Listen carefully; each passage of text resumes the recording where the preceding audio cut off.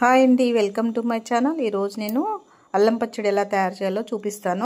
Pan పెట్టుకొని ఒక పావు నూనె పోసుకొని తర్వాత నూనె కొంచెం వేడయ్యాక మెంతులు ఒక స్పూను, జీలకర్ర ఒక స్పూను వేసుకొని కొంచెం వేగిన తర్వాత ఎండుమిర్చి నేను ఒక 20 తీసుకున్నాను.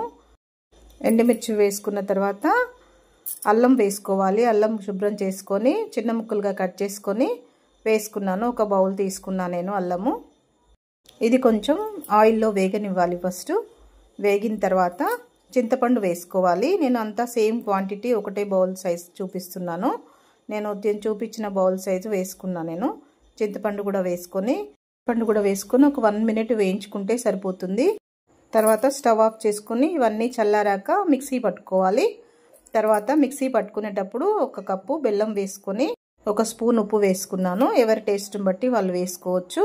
దీన్ని మొత్తం మెత్తగా మిక్సీ పట్టుకోవాలి. తర్వాత ప్యాన్ పెట్టుకొని 3 పావుల నూనె పోసుకొని కొంచెం వేడయ్యాక ఒక ఎండుమిర్చి, 1 స్పూన్ జీలకర్ర, 1 స్పూన్ ఆవాలు వేసుకొని కొంచెం వేగనివ్వాలి. మిక్సీ పట్టేటప్పుడు వాటర్ యాడ్ చేయకుండానే మిక్సీ పట్టుకోవాలి. ఆవాలు జీలకర్ర కొంచెం వేగిపోయిందండి. తర్వాత ఎల్లిపాయలు వేసేసుకొని కొంచెం వేగనివ్వాలి. వేగిన తర్వాత కరివేపాకు వేసుకోవాలి.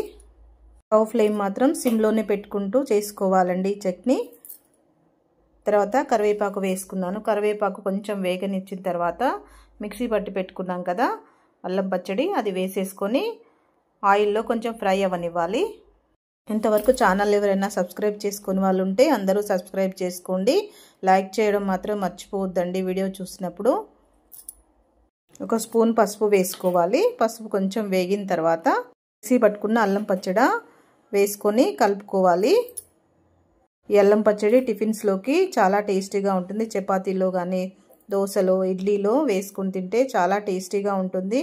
నోరు కొంచెం బాగాలేనప్పుడు ఇలా అల్లం పచ్చడి వేసుకుని తింటే చాలా టేస్టీగా ఉంటుంది. ఇలా ఆయిల్లో ఫ్రై చేయడం వల్ల కొంచెం ఎక్కువ రోజులు నిల్వ ఉంటుంది పచ్చడి. తినే ముందు బౌల్లో వేసుకొని కొంచెం వాటర్ యాడ్ చేసుకుంటే కొంచెం లూజ్గా అయిపోతుంది చట్నీ. అప్పుడు తీసుకొని తింటే చాలా టేస్టీగా ఉంటుంది. ఇలా కొంచెం ఆయిల్ అంతా తేలే వరకు సిమ్లో పెట్టుకొని వేయించుకోవాలి పచ్చడి అంతా. ఈ అల్లం పచ్చడి 4 రోజుల వరకు నిల్వ ఉంటుంది. అందరూ ట్రై చేసి ఎలా ఉందో కామెంట్ చేయండి. మీ ఫ్రెండ్స్కి షేర్ చేయండి.